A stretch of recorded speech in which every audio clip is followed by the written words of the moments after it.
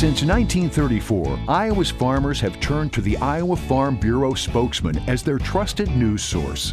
Now, the Spokesman Speaks. Listen in and hear from leading experts on topics important to farmers and agriculture. Now, here's your host. Welcome to our January 24th edition of the Spokesman Speaks podcast. I'm Andrew Wheeler, and today we're bringing you two conversations from the American Farm Bureau Annual Convention in Atlanta that was held earlier this month. Our first conversation is with American Farm Bureau economist Shelby Myers, discussing the current state of private sector carbon credit markets. The second is with Daniel Whitley, who's the administrator of USDA's Foreign Agricultural Service. Let's start with Shelby Myers and an update on where things stand with the carbon credit markets available to farmers. Spokesman editor Dirk Steimel has the story.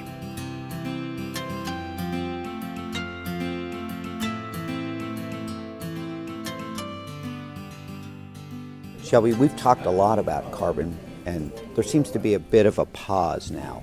What's going on?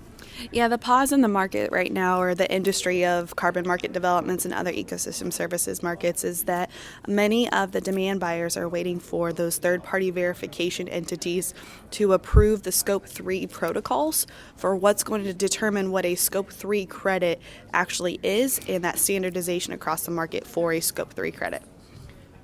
Is the interest among buyers of carbon credits still there?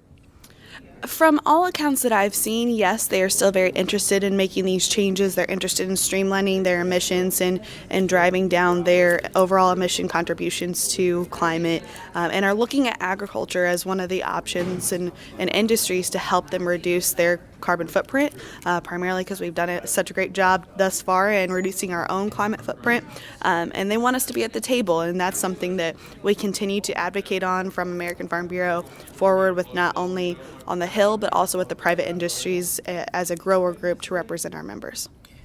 What should farmers do if they get contacted by somebody trying to buy a carbon credit? What are some of the first, early steps? Yeah, typically when a farmer is approached by a carbon market program, they're going to be introduced to a contract that I highly recommend having reviewed legally. Contact your State Farm Bureau resources and their public policy teams, because likely they've been in contact with us at American Farm Bureau, and we can kind of work through some of the things that might raise eyebrows and should cause concern in other areas that, if the contract's improved to a point where, hey, that's a good idea for farmers to be protected and enabled to participate in these markets. It's really important that everybody's aware of that and can talk more about a provision that's helpful for all. Is there a place where farmers can go to get information? Yes, we'd love for all of our farmer members and non-farmer members to get signed up for the AFBF Market Intel on our Farm Bureau website. That's where we're going to refresh as much content as we can on carbon and ecosystem services markets, as well as other resources that we look to provide later in 2022. And you talked about putting together a list of questions that farmers could answer. Where's that? Yeah, we've got a group of State Farm Bureau staff and some AFBF staff that are coming together to put together some resources for farmers to use that will be terms and provisions that they should advocate for themselves on when it comes to carbon and ecosystem services market contracts. And so hope to have those posted up this spring ahead of new enrollments, and to make sure that that's a resource that folks can tap into. Will the 2023 Farm Bill play into all of this carbon market, Shelby? There's certainly an opportunity for Farm Bill discussions to play into this, primarily because the rules about participating in USDA conservation programs that are set up in the Farm Bill and the rules associated with participating in these private markets are still pretty gray. They're going to depend on whichever program you're working with and what their rules are as a private sector, and what they're allowed to tap into as well. You also see a lot of dollars just outside of the Farm Bill coming through USDA to incentivize climate smart practices.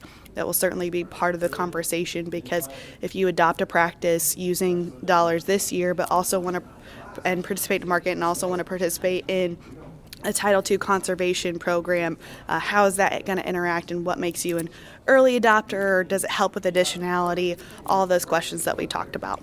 One last thing, we talked a lot about early adopters and if they're going to be compensated. Where are we in that? We are always fighting the good fight to talk about early adopters, that they need to be part of the conversation and we need solutions for early adopters. There are a few markets that are willing to do look-back clauses and attempt to compensate for some early adoption, not all. But then we also work on behalf of our members to advocate for other voluntary market-based incentives beyond carbon markets. That just happens to be one, and it happens to be the most talked about incentive right now, but there are plenty of other incentives. And we contributed to a report with Field to Market that'll be out later this spring that talks about some of those other incentives. Are carbon markets changing with changing prices, costs, things like that?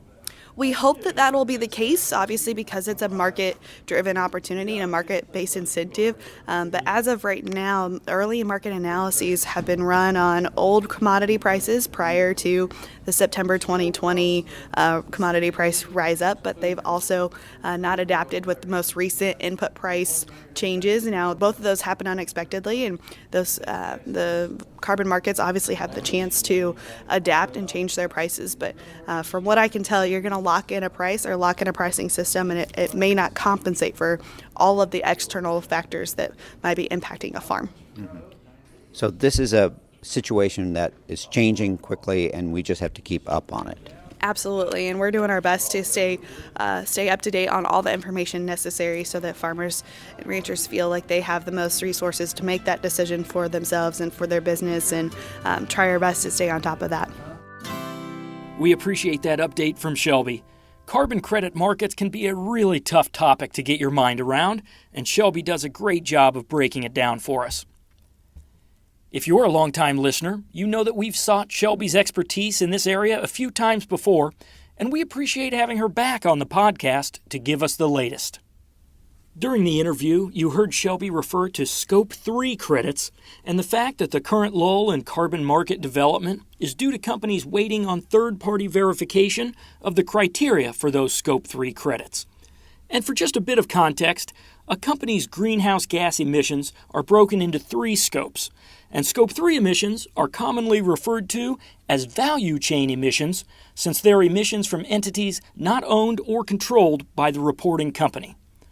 So, as Shelby mentioned, we'll just have to wait and see how the criteria for Scope 3 credits shake out and see how the private sector reacts as it continues to develop these new markets.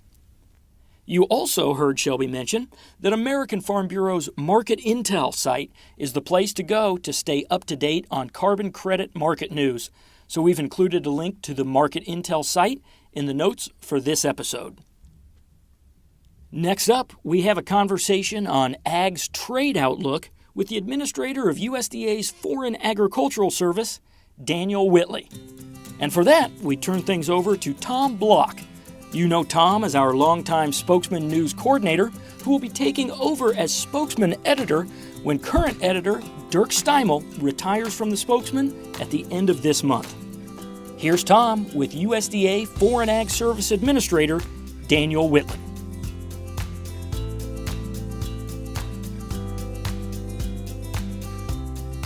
Yeah, Administrator Whitley, the Phase 1 trade agreement with China spurred a lot of sales of U.S. farm products. Now that those sales goals have ended at the end of 2021, what are your expectations for that trade relationship going forward?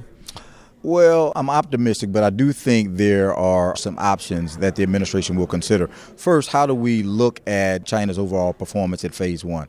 I know it's a question that they're looking at USTR and at the administration, but we think there's a little bit left on the table. We did well. They bought a lot of product, but we think they could do more. They did okay on non-tariff measures, but we think they can do more, specifically with biotech events. You know, we're predicting a very good year. We'll get the last month of calendar year data coming in here next month, and we think we'll sell $36 billion worth of product to China in 2021. But that we think it could have been $42 billion, $43 billion. So good news, but good news could have been greater. So we'll assess it, and then we'll move forward from there. Recent years, there's been a lot of focus on negotiating new trade deals, and the enforcement factor always comes into the picture too. So what does the Biden administration's trade agenda look like going forward?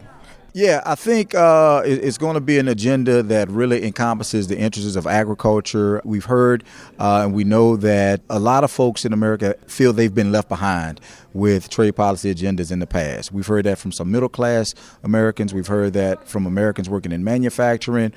We know their interest in labor and environment. So we think there are a lot of different areas around those that the trade policy agenda will encompass. And we think we see agriculture in all of that. One of my favorite stats, and I just learned this not long ago, but agriculture is the third largest manufacturer in the country.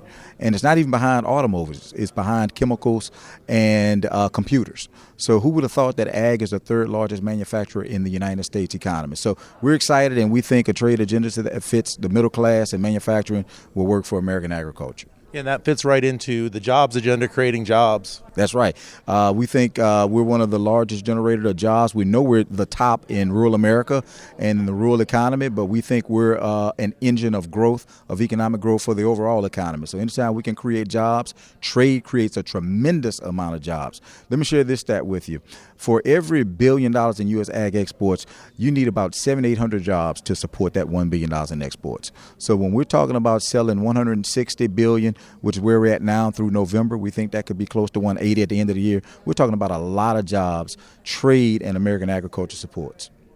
How will the infrastructure package that was recently passed improve and impact trade, especially when it comes to waterways and port improvements? Yeah, we've had aging infrastructure for a while, and we've got issues on the logistics and transportation side.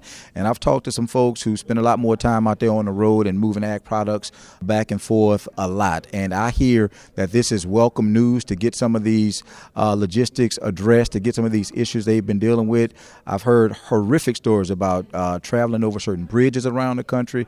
I've heard horrific stories about being able to load and unload at different ports around the country. So I think we're going to see just dramatic improvements of what this infrastructure bill would do for American agriculture. What does the recent ruling on Canada's dairy program under the U.S.-Mexico-Canada trade agreement mean for the U.S. dairy program farmers? Yeah, I was thinking about this the other day, and in the world of global ag policy, I think there are two wins that stick out larger than any other. One, signing a new trade agreement, and then two, winning a dispute settlement case. These are not easy to win. This is a huge, huge win for American agriculture. This is a huge win for the dairy industry, but I think it's a huge win for the approach where we can have trade agreements where we can resolve issues in a timely fashion and hopefully bring about the level and fair playing field that trading partners should have with one another. And we started off talking about China, and they're always the giant person in the room, but what are some other market opportunities that are out there for agriculture? The administration late in October launched the development of a Indo-Pacific agenda. I think that's going to be extremely promising. The reason why is that encompasses a lot of the Southeast Asian countries, and that's where a lot of growth opportunities are going to be for American agriculture. When you talk about Vietnam, Malaysia, Indonesia, Philippines, Thailand's out there, they don't fit exactly, but it's close enough.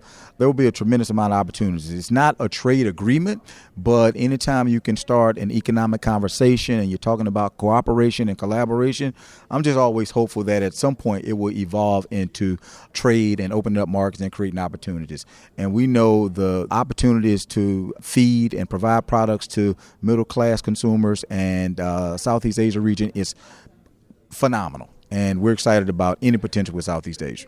Yeah, and American farmers are the best at producing volumes and more than we need here with 96% of the world's population outside of our borders. So those are always important to open up new markets. No, that's absolutely correct. We're setting a record here this year, as I mentioned earlier, on U.S. ag exports. We're reliant, we're an export powerhouse, American agriculture. When you think about all of the geographical advantages we have, when you think about how good we are at what we do, when you think about our reliability, our timeliness, the nutritious safety of the products that we provide the world, we're second to none. So accessing those 96% of the world's consumers outside our borders is incredibly important for the success of American agriculture. Very good. Thanks for joining us. All right. Thank you, sir. Thanks for having me.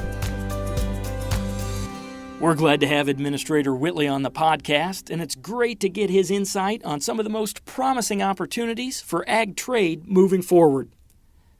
That's it for this episode of the Spokesman Speaks podcast. We hope you've enjoyed it and that you'll join us for our next episode on February 7th. Thank you for doing the work that inspires everything we do here at the Iowa Farm Bureau, and thanks for listening to the Spokesman Speaks. Thank you for listening to The Spokesman Speaks, a podcast by Iowa Farm Bureau.